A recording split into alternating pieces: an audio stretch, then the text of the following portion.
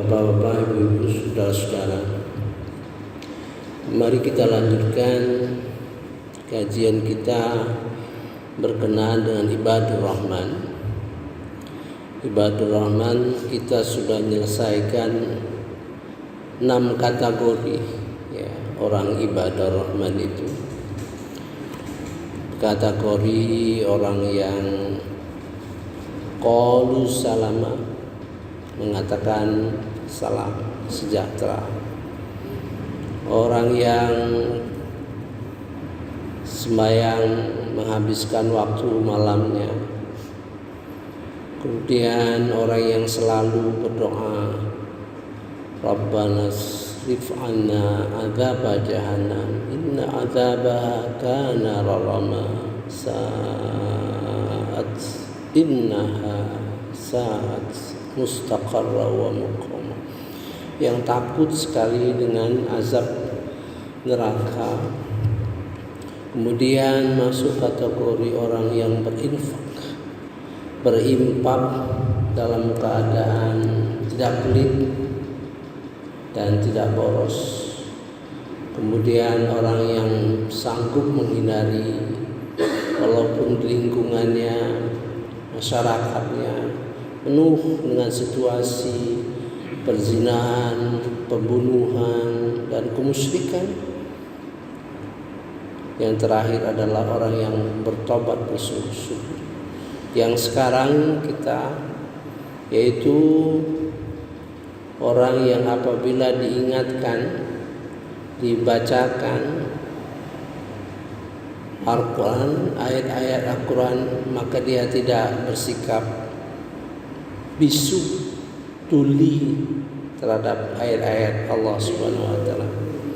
Kita memasuki sekarang dalam pengertian bahwa orang yang tidak bersifat tuli dan bisu terhadap peringatan ayat-ayat Al-Quran padanya, maka kita masuki dengan topik ada 7 cara pendekatan kepada Quran menurut ayat-ayat Al-Quran. Ya, ada 7 cara pendekatan. Sekarang kita sudah masuk kemarin, yaitu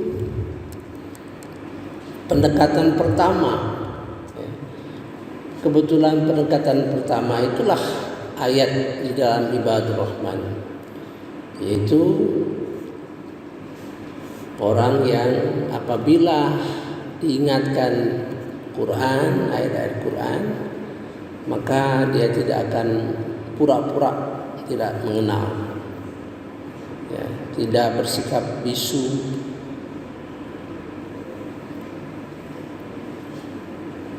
Mari kita lanjutkan, karena ini 7 pendekatan terhadap Al-Quran ini. Jadi panjang ceritanya, sama dengan kita waktu membahas salam, kemudian sama kita membahas masalah takut, ya. Mari kita, karena kita harus membedakan pada masa kecil, masa remaja, kita kan belajar Quran, tapi apa yang dipelajari? Membaca, memahami makhraj, memahami tajwid, ya, sehingga bacaan kita bagus. Maka hadiahnya, upahnya, pahalanya, bahwa setiap huruf bernilai 10. Tapi apakah itu jadi tujuan? Ya tidak. Itu hadis untuk memberi semangat kepada orang yang baca, yang belajar membaca. Alat yang dipakai ya ilmu tajwid, ilmu makhraj huruf supaya fasih kita baca. Tapi belajar Quran yang sesungguhnya apa? Nah, jadi jangan terbenam di dalam sampai tua belajar baca Quran, membaca iya. Tapi apakah itu menjadi tujuan dan kewajiban kita? Sampai tua belajar tajwid. Masa yang sudah lewat, ya. Masa kita muda dulu. Kalau seandainya sampai saat ini juga nggak bisa baca, nggak apa-apa belajar. Ya. Tapi yang pokok itu adalah untuk menyadari ayat kedua itu. A'udzubillahi minasyaitonirrajim. Bismillahirrahmanirrahim.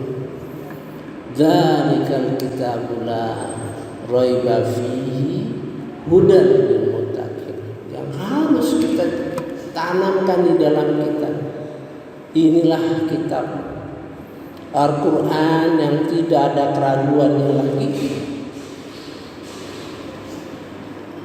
di dalamnya, menjadi petunjuk orang takwa.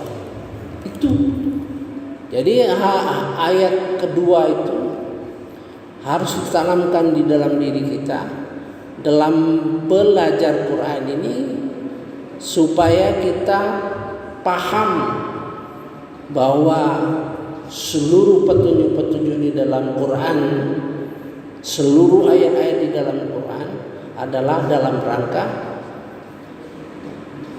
memberi petunjuk agar menjadi orang yang takwa. Sekarang apa perlunya orang takwa? Orang takwa itu satu-satunya yang diselamatkan oleh Allah Subhanahu wa taala, ya.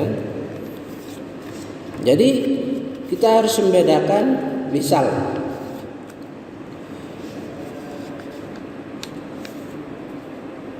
membedakan tujuan belajar Al-Quran dulu, ya, dulu waktu masa muda, masa kita mudah. Jadi kelihatan kalau orang belajar Al-Quran itu dari kecil, ya, kelihatan cara baca itu dengan orang yang sudah terlambat, gitu. Huruf-hurufnya, fasahanya dan sebagainya, ya. Jadi belajar Quran sekarang adalah belajar ilmu Al-Quran, gitu ya.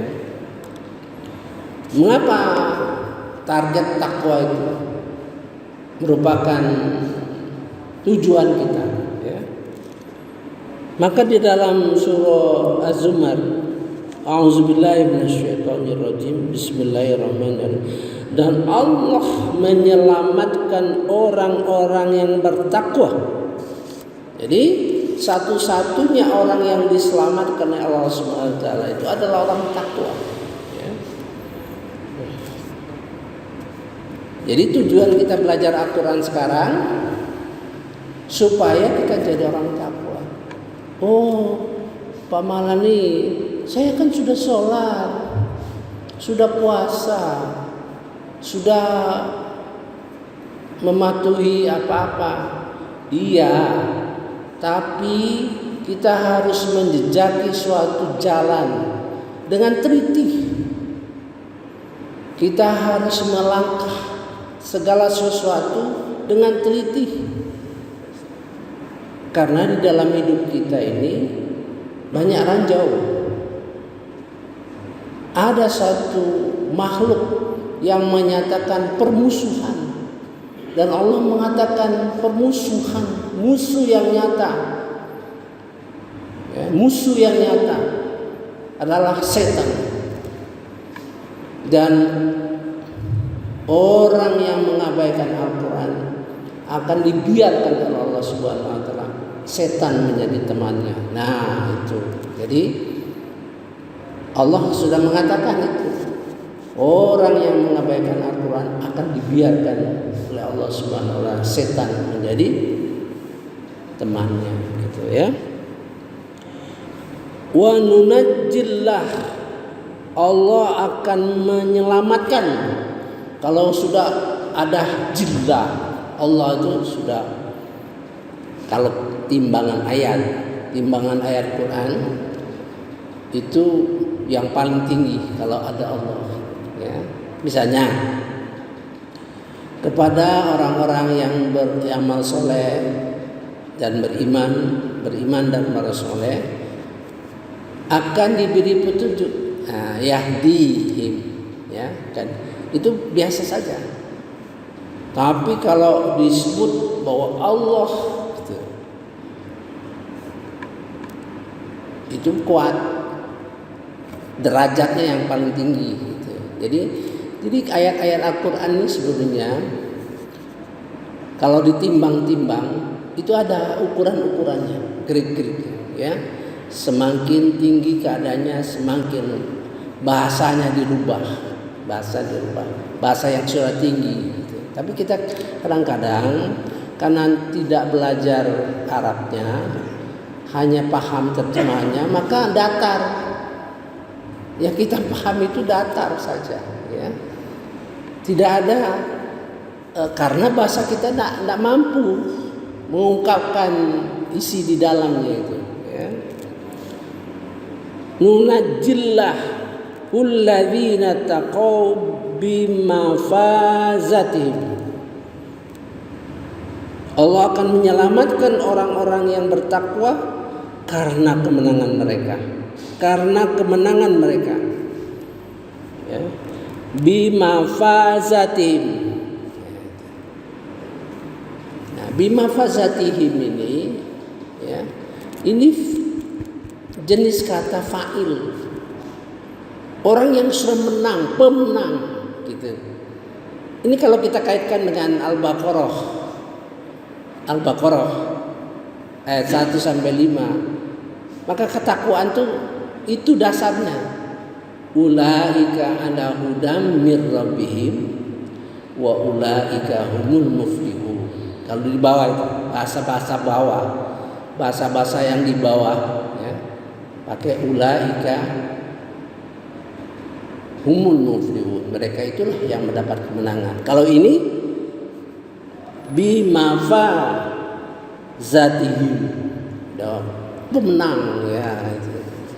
Kalau tadi mereka itulah orang yang akan menang, tapi kalau ini pemenang, nah itu, ya. Nah, kita memasuki sekarang ilmu, ya, ilmu Al-Quran. Kalau waktu muda belajar ilmu dasar-dasar Al-Quran, bahasa Arab, tajwid, makhraj, ya kan, ilmu dasar-dasar Al-Quran. Belum ilmu alat, katakanlah ilmu alat, ya. Kalau saya bermaksud mencangkul, ya, mencangkul. Jadi tujuan saya mencangkul, tapi ilmu menuju ke sana, nyiapin alat, cangkulnya, meterannya dan sebagainya. Itu belum menjadi tujuan, ya, belum menjadi tujuan. Jadi ilmu kita waktu belajar ngaji, belajar baca Quran, itu ilmu alat, ya. Kemudian kita menghafal. Apa tujuan menghafal? Apa makna kita hafal Quran? Katakan suatu surah, terus kita baca di dalam sholat kita. Apa kedudukannya? Di dalam fungsi tujuannya. Kita membaca Quran, menghafal Quran untuk memelihara isi daripada kandungan Al-Quran itu, untuk kita laporkan kepada Allah Subhanahu wa taala. Jadi kalau kita baca, ya, misalnya Bismillahirrahmanirrahim. Qul huwallahu ahad, Allahus samad, lam yalid wa lam yulad wa lam yakul lahu kufuwan ahad. Kita baca dalam sembahyang, kita melapor kepada Allah Subhanahu wa taala. Inilah yang kupahami dalam tauhid. Ya, gitu. Kalau kita membaca Qul a'udzu birabbin nas malikin nas ilahin nas min syarril waswasil khannas. Ini yang kulaporkan kepada Allah, bahwa aku mohon perlindungan-Mu ya Allah dalam suatu yang berkenaan dengan 3 tauhid. Tauhid uluhiyah, tauhid ubudiyah, tauhid asma wa sifat. Ya. Karena bisikan setan itu masuk melalui 3 channel ini yang selalu mengganggu. Dan hafal itu kita itu tujuannya itu. Tujuan menghafal itu adalah memelihara isi Al-Quran itu. Memelihara isi Al-Quran itu yang mungkin selalu kita laporkan kepada Allah Subhanahu wa taala, ya. Jadi ada aspek komunikasi dengan Allah Subhanahu wa taala. Ini memberi kesadaran terhadap mapping ilmu, ya. Sekarang kita masuk ilmu Al-Quran, ya. Maka di dalam surah Al-A'raf ayat 52, ya, ayat 52 Allah beritahu, ya, A'udzubillahi minasyaitonirrajim. Bismillahirrahmanirrahim. Sungguh kami telah mendatangkan kitab Al-Quran kepada mereka yang kami jelaskan atas dasar pengetahuan sebagai petunjuk dan rahmat bagi orang-orang yang beriman. Ya. Jadi Al-Quran itu, setiap ayat Al-Quran itu dijelaskan dengan dasar pengetahuan sebagai petunjuk dan rahmat bagi orang-orang yang beriman. Walaqad ji'nahum bikitab, ya. Sesungguhnya kami datangkan kepada mereka kitab Al-Quran, fasalnahu ala ilmi, berdasarkan pengetahuan, huda wa rahmah liqaumi yu'minun, bagi orang-orang yang beriman. Jadi timbul pertanyaan kita, pengetahuan apa? Nah, gitu ya. Setiap ayat itu mengandung pertanyaan. Oh, kalau begitu, nah ini dari sisi saya ya. Oh, kalau begitu setiap ayat Quran itu mengandung ilmu. Kalau ilmu, untuk membongkar ilmu, ya, membongkar suatu ilmu harus mengembangkan suatu pertanyaan, gitu. Artinya memberikan kita kemampuan dan berusaha mampu untuk bertanya mengapa itu. Kalau ilmu itu semua ilmu, ya.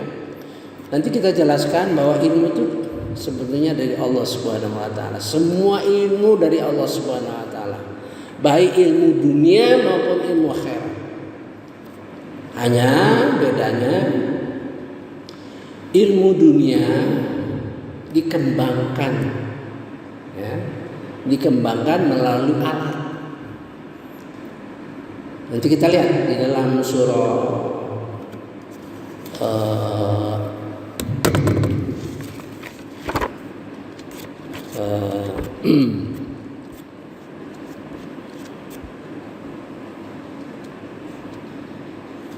surah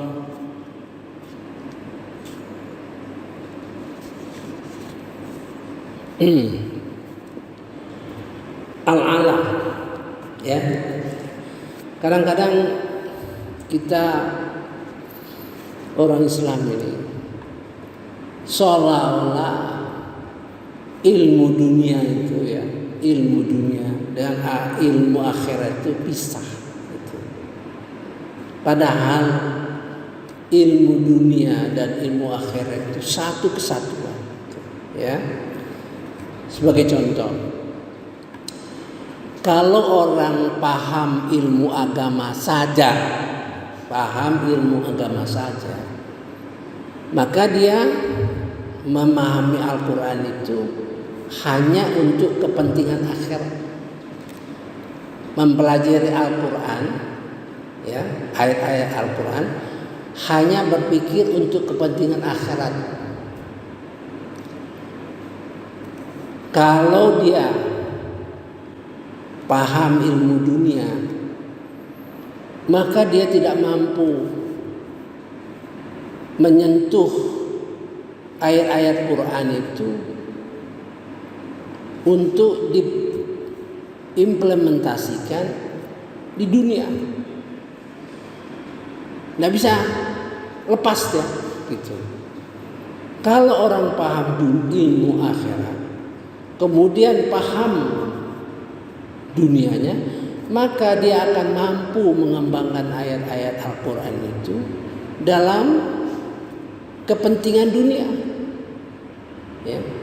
Maka dia tajam memahami ayat-ayat Al-Quran itu untuk kepentingan dunia, ya. Nah, mari kita lihat, ya. A'udzubillahi minasyaitonirrajim. Bismillahirrahmanirrahim.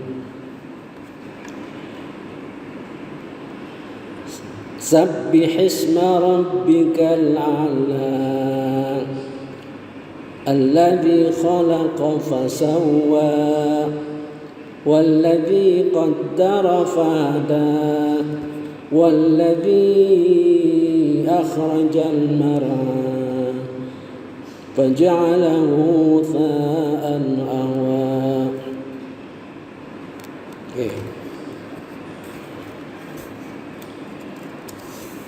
Oh, salah saya, bukan al-alam.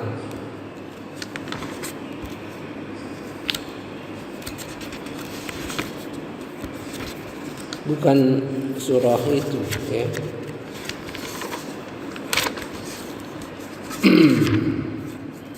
Jadi ilmu itu terbagi dua.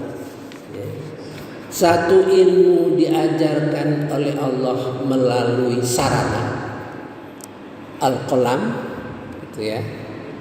Ada ilmu yang seandainya tidak diberitahu oleh Allah Subhanahu wa taala, tidak akan tahu manusia. Itu namanya wahyu, gitu. Itu dalam surah Al-Alaq, ya. Ya. Iqra bismi rabbikal ladzi khalaq. Khalaqal insana min 'alaq. Iqra wa rabbukal akramul ladzi 'allama bil qalam. 'Allamal insana ma lam ya'lam. Itu, ya. Kita terjemahkan. Bacalah dengan menyebut nama Tuhan yang menciptakan. Allah menciptakan kita, ya. Tentu Dia tahu kebutuhan kita, apa-apa sarana yang dibutuhkan di dalam hidup di dunia ini, apa-apa yang menjadi alat perjuangan kita, ya. Dia tahu karena Dia menciptakan kita. Khalaqal insana min 'alaq. Yang menciptakan manusia dari segumpal darah. Iqra bismi rabbikal akramul ladzi 'allama bil qalam. Bacalah dengan Tuhanmu lah yang maha mulia, itu punya makna tersendiri, baca. Ya. Segala kemampuan kita membaca.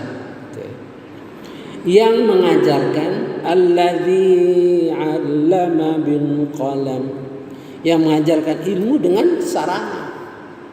Jadi kalau ilmu dengan sarana dan bil qalam, maka ilmu itu berkembang. Oleh karena satu, di dalam surah Al-Baqarah kan waktu Allah menciptakan manusia menjadi khalifah, ya, itu kan terjadi dialog antara malaikat dan Allah, ya. Itu subhanaka pertama kali itu. Subhanaka la ilma lana illa ma 'allamtana. Kata malaikat begitu. Itu pertama kali malaikat mengajari kita untuk sadar bahwa ilmu itu dari Allah. Nanti kita bahas dalam memasuki subhanaka, subhanallah. Kita sekarang masih dalam kondisi alhamdulillah, ya. Kemudian allamal insana ma lam ya'lam, yang mengajarkan manusia yang tidak mungkin tahu dia. Tuh. Nah, jadi dua-duanya harus berkembang dalam diri manusia. Maka Rasulullah mengatakan kalau mau dunia harus dengan ilmu, gitu kan? Kalau mau akhirat harus dengan ilmu. Kalau mau dua-duanya harus dengan ilmu. Jadi pengantar pertama itu mau dunia dengan ilmu, mau akhirat dengan ilmu. Itu kata yang dua kalimat yang harus ditinggalkan. Itu sebagai memberi jalan cara kita berpikir. Misalnya, kalau yang pertama hadis itu mengatakan mau dunia akhirat harus dengan ilmu, kita sulit mencernanya. Tapi kalau mau dunia dengan ilmu, mau akhirat dengan ilmu, kalau kita pilih saja satu antara itu, rusak. Punya ilmu dunia ya jelas, ilmu akhirat tidak punya. Mungkin hidup di dunia kita baik, tapi akhirat rusak. Kalau kita punya ilmu akhirat juga tidak baik, karena perjalanan kita di dunia ini sedang berusaha menjadi khalifah, gitu kan? Jadi pernyataan kedua yang pertama itu adalah memberi jalan kita berpikir, dan itu tidak bisa kita terima, tidak bisa kita endapkan. Baru perlu ilmu untuk dunia dan akhirat. Nah, ini sejalan dengan Al-Quran, ya. Tujuan akhir daripada ilmu dunia yang kita miliki, tujuan akhir ilmu akhirat yang kita inginkan adalah ayat terakhir, ya. Ayat terakhir, kalla la tuti'ahu wasjud waqtarib, dan bersujudlah, solatlah, dan dekatlah dengan Allah Subhanahu wa ta'ala. Jadi kalau kita pinter, ilmu dunia pinter, ilmu akhirat pinter, tujuannya untuk sujud dan sholat dan mendekatkan diri kepada Allah. Kalau di luar itu, maka kita celaka. Nah, sekarang kita sudah memasuki tahap di mana kita harus paham bahwa kita harus belajar ilmu. Ilmu dalam arti ini yang dimaksud dalam surah Al-A'la dan apa yang dimaksud oleh hadis Nabi Sallallahu Alaihi Wasallam. Maka Apa yang akan terjadi seandainya kita menguasai ilmu dunia? Hebat, profesor, doktor, maka kita akan menjadi kemungkinannya ya, beragama itu sekala kadarnya. Beragama itu sekala kadarnya ya. Mungkin bisa jadi liberalis, orang liberal, mungkin jadi orang ateis, mungkin jadi orang komunis atau orang materialis. Kalau kita paham ilmu dunia, ilmu agama saja, kita sulit mengembangkan ilmu agama itu dalam kehidupan dunia. Padahal Al-Quran ini dijelaskan dengan ilmu yang menyangkut dunia dan akhirat. Maka orang yang paham agama saja tidak bisa mengembangkan ilmu Al-Quran ataupun hadis untuk kepentingan di dunia ini. Jadi seolah-olah yang diharapkan adalah orang yang mempunyai ilmu dunia dan ilmu akhirat. Ini yang diharapkan oleh dunia Islam saat ini. Ya, sehingga bisa mengimplementasikan semua ayat-ayat berkenaan dengan dunia akhirat. Ya, mudah-mudahan kita termasuk orang yang nomor 3 ya, insyaallah kita dengan terus belajar Al-Quran, terus menggali ilmu, mudah-mudahan ilmu kita, ilmu dunia akhirat yang semakin mendekatkan diri kita kepada Allah Subhanahu wa taala. Saya kira pengantar untuk yang kedua ini belum tahap keduanya. Yang satu mulai ya, bagaimana mendekati Al-Quran. Kalau saya sudah bertahun-tahun kalau dengar ayat Al-Quran, pulangnya saya cek di rumah. Kebiasaan saya. Mungkin orang lain lebih hebat lagi gitu kan, mendekati Al-Quran tuh. Ya, yang penting jangan kita pura-pura tuli, pura-pura bisu, enggak peduli. Akibatnya besar nanti di akhirat. Saya sudah sampaikan kemarin kan, kita jadi orang buta. Subhanakallahumma wa bihamdika asyhadu an la ilaha illa anta astaghfiruka wa atubu ilaik. Wallahu alam.